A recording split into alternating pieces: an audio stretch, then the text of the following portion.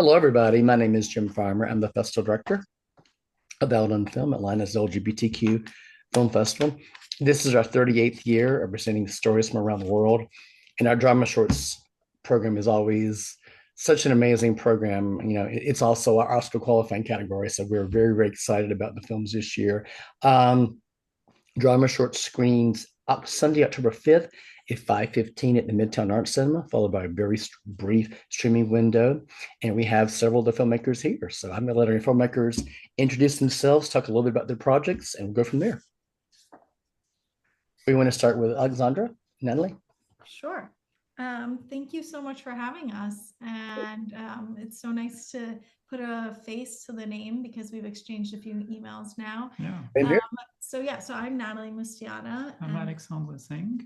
And we are the filmmakers of Two People Exchanging Saliva, which is a French language black and white film shot in Paris, set in a world where people are not allowed to kiss and people pay for things by being slapped in the face. And it is an absurdist film that is actually less and less absurd every day. And it's a love story between two women set in this sort of autocratic dystopian society. With ridiculous rules, but a very callous relationship with violence and human life. Yeah. And yeah, we're so excited to be a part of the program. Yeah. Thank you all. Radha. Hi, Jim. I hope you remember me. I'm an alumni of the festival from 2 years ago, and we had such an amazing experience. So it's an honor to be back. So I am the co-director and producer of a film called Witness. I made this with Saif John, who is a writer and co-director as well.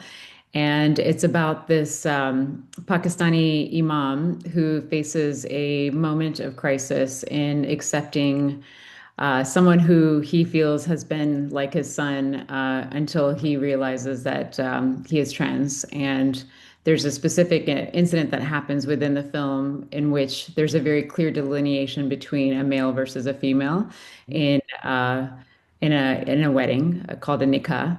And so the story is about that, but it's really our hope is to open conversations within the Muslim community and beyond in terms of acceptance of the LGBTQ community. Great. Sid. Thanks a lot, Jim, for having me here, and super amped to be in such an illustrious crowd of short films. My name is Sid. I'm the writer, director, and co-producer for A Little Bit of Glitter, which is a feel-good drama about a 63-year-old recently widowed Indian woman, and how she rediscovers her love for makeup when she sublets a room in her house to a 19-year-old black gay boy, and the friendship that kind of develops thereon. But no, super enthusiastic and very, very grateful to be here. Like I said, among some brilliant crop of short films. I've looked at the program as well, and just like, unfortunately, I'm not able to make it in person, but definitely there in spirit. So thank you for having me here. Great. Let's continue the same order. But where are each of you right now with your festival run? We are a little bit more than a year in. We premiered at Telluride in 2024, so later August, early September last year, and we are still programmed until like early spring of next year. So we're like, a year into a year and a half run, and it's been really, really wonderful. We don't come from film. We come from we have a background in the visual arts, and so this is our second short, so it wasn't like a complete first time experience, but our first one was made right before the pandemic, and the festival run was completely virtual. So actually this was a common experience, and so we didn't really get to experience what it was like to be at a film festival, and it's definitely been like a learning curve for us. Well, it's been really wonderful sharing the film with audiences. We talk about film being a collaborative medium, and yes, there are a lot of people on set for those few days that you're shooting, but then you spend years beforehand and afterwards kind of alone, and seeing your work connect with audiences at the festivals is very moving to us and motivates us to keep working. Yeah, we also just didn't know that it was a very unusual thing to make a 36-minute film. And so we feel really grateful that people have programmed it despite its very long length. And so we've been very fortunate that we made something crazy and a little bit unconventional in length, and people have responded well to it. So we're happy. Yeah. Great. So similar to what was just spoken, we're about a year in the festival run. We had won this grant with Netflix and Tasphere. So one of the requirements was that we were going to premiere at the Tasphere Film Festival, which is a premier South Asian film festival, and that was last October. So we're about a year now into our festival run, and then we did our international premiere at Slam Dance earlier this year. So, we're just really grateful. Like right now, it's premiering at Oslo in the Oslo Fusion Fest. And then we're also a nominee of the Iris Prize, which, that's going to be coming up in the UK. So we're very grateful that it has reached international audiences. We had our UK premiere at Rain Dance. And it's comforting to know that just beyond the South Asian community, that others can resonate. Our hope is that we, after this film festival and a few more, we would like to get it online. So then that way we can start doing community screenings, because I think that was always our intention from the very beginning, was to be able to share it with fellow community members and then be able to have those conversations almost like as if it were a documentary that has a social campaign. So I think by December, hopefully we'll be able to get an online distributor to showcase our film publicly. So congratulations. Thank you. So we are around 7 months into our festival journey. 6 to 7 months. We premiered in May at the UK Asian Film Festival here in London, and we did a couple of screenings across the globe, and we've had one in Kashish, which is like the India's premier LGBTQ film festival, earlier this year in June. And we have a couple of more screenings coming up in the UK. And obviously we have to hear back from a lot of festivals till I think March of next year. But it's very much in the process, and it's been a wonderful experience, not only seeing the reception to the film, but also seeing the work of other people and understanding their perspective and their stories from the community. It's been a brilliant journey thus far. Great. Congratulations on you all. I want to ask you, all four of these films are extraordinary. What I'm most impressed about is how rich in character these stories are. I mean, just very nuanced. But can you all talk about the challenge of creating really strong characters and doing so in a fairly compressed amount of time? I mean, we for us, we sort of learned certain lessons from our first short, which was an exercise to see whether we can make a film full stop. And it was maybe like the characters weren't so well developed. And so this time around, it was really important to us that we were, as much as we love world building, that it wasn't just an exercise in like world building, and it was really grounded in these characters who our film is led by 3 women, all of whom respond very differently to a sort of dystopic landscape. And it's a love triangle between the 3, and they're all led by their actions in very different directions. What do you want to say? Go ahead. We often talk about making a character extreme, not necessarily. We don't mean that in a sort of a political sense, but like really their qualities are unique and interesting. So within the first few minutes of meeting them, the audience sort of gloms onto them and finds them intriguing.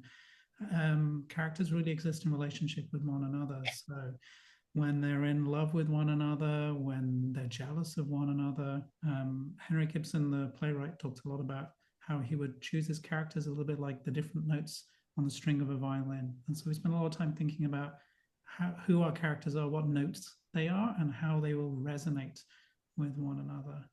But this is very in the weeds writing kind of question. So I don't know. Yes. Yeah. Okay.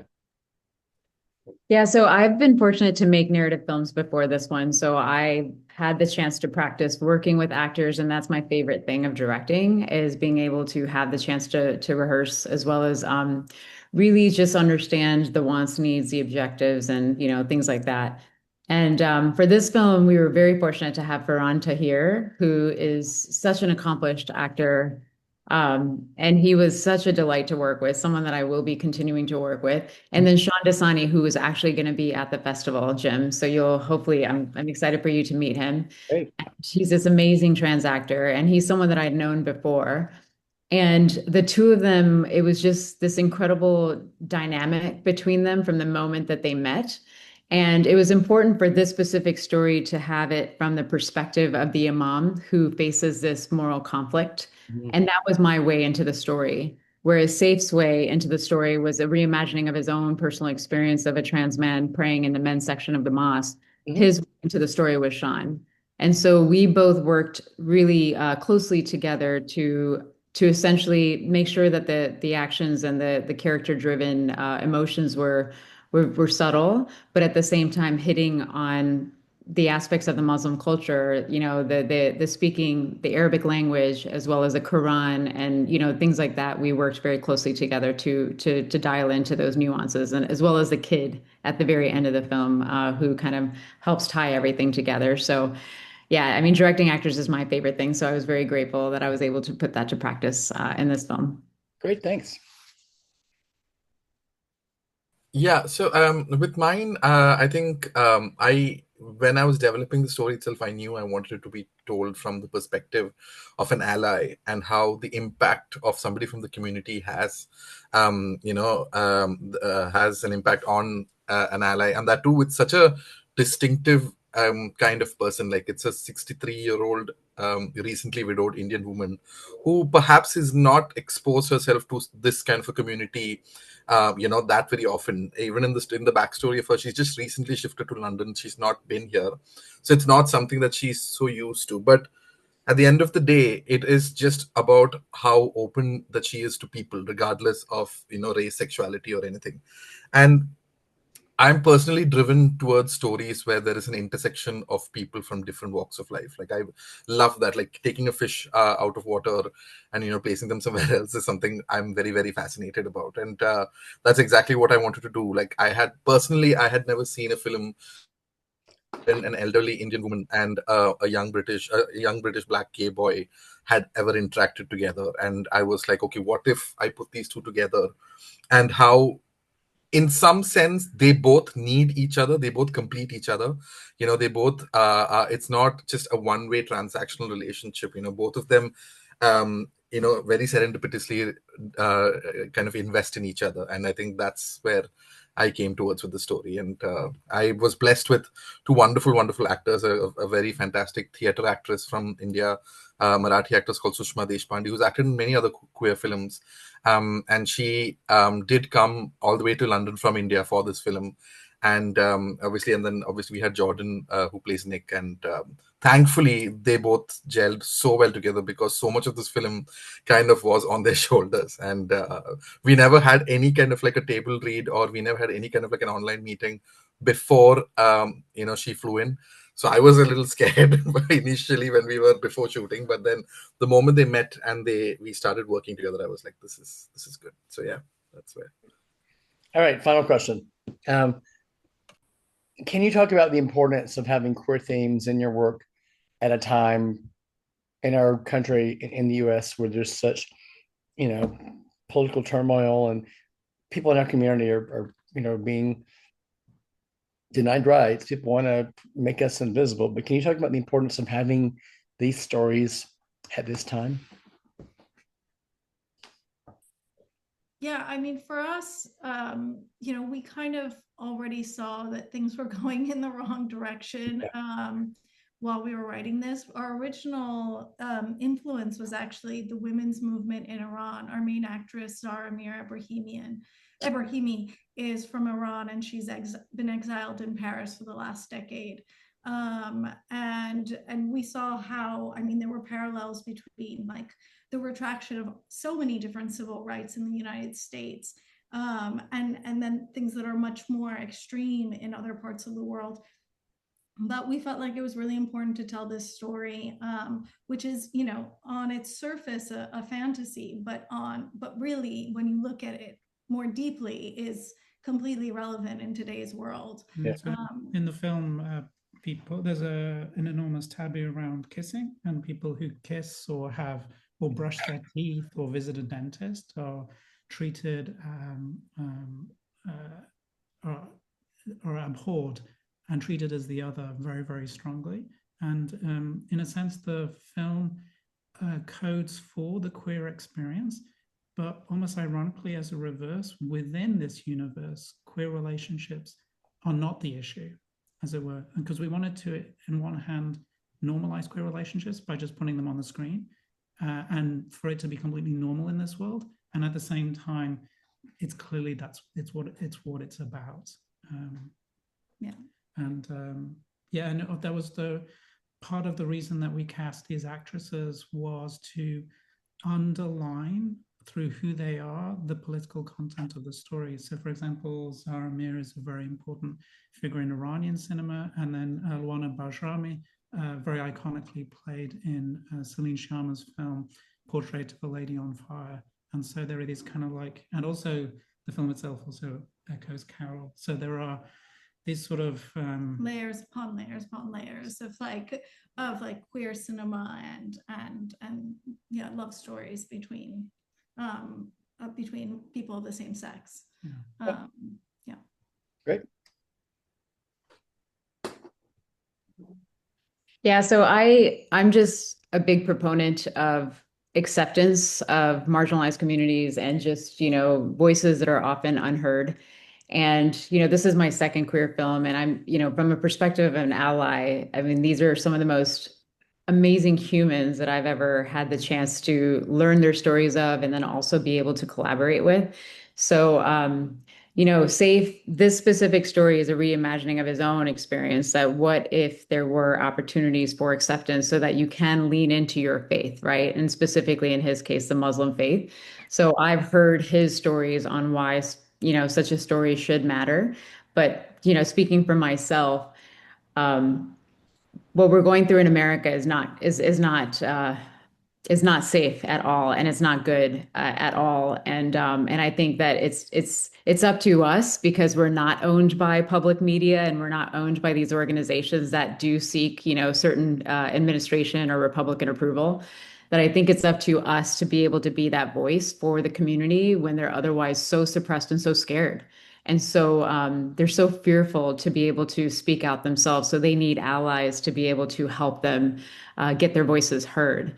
And yeah, as independent voices, it's our duty, I feel. And that's why I feel it's even more important now. And Sean will tell you, our actor, our trans actor within the film, like, he will tell you that we need to lean into you know, help from our communities, so that marginalized voices, specifically within the LGBTQ community, can be able to be heard, so that certain laws can be able to support them. Otherwise, they're being completely ostracized. So.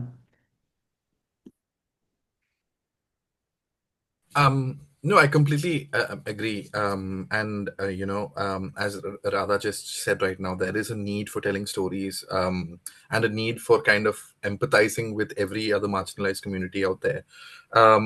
But specifically, and while it is important to tell those important stories, you know, those stories that nobody ever has told before, nobody ever has the courage to tell before, to tell that now is very important. But I see it through another lens as well. Is personally for me, I feel one of like the most loving and almost like what should I say, an insightful representation of the community was perhaps through, for me personally, was perhaps through the series Schitt's Creek. You know, and the reason I tell you that is because there was not a single homophobic character in that series, and still it managed to arouse so much of an emotion for that community. And that is singularly because it stitched the people from the community into the normalcy fabric of the society. You know, they weren't rallying, they weren't going out for rallies, there were no episodes that they were fighting. Even if there were coming out episodes, they were all smooth. Yes, I mean, obviously we need conflict in our stories and stuff, But I would also like to see stories where we exist, the people from the community exist, and almost even if if our lives are replaced by other marginalized communities, it doesn't change, because that's how important that it needs to be normalized in our society. It should not even be considered separate from anybody else. And I wish we reached that day, and there's a long journey ahead. But I think that for me is the best type of representation, the best kind of sphere of storytelling that we'll ever yearn for. Great. All right, drama short screen, Sunday, October 5th at 5:15 at the Midtown Arts Cinema, followed by a brief streaming window. The films this year are extraordinary. Witness two people exchanging saliva, a little bit of glitter, skin on skin. Thank you to Alexandre and Natalie, Radha, Sid, for sharing your works with us and for taking the time to talk to us today. It's been a pleasure, and we look forward to working with you again in the future. Yeah. Thank you, Jim. Thank you, Jim. Thank you, everyone. Thank you so much. Thanks so much.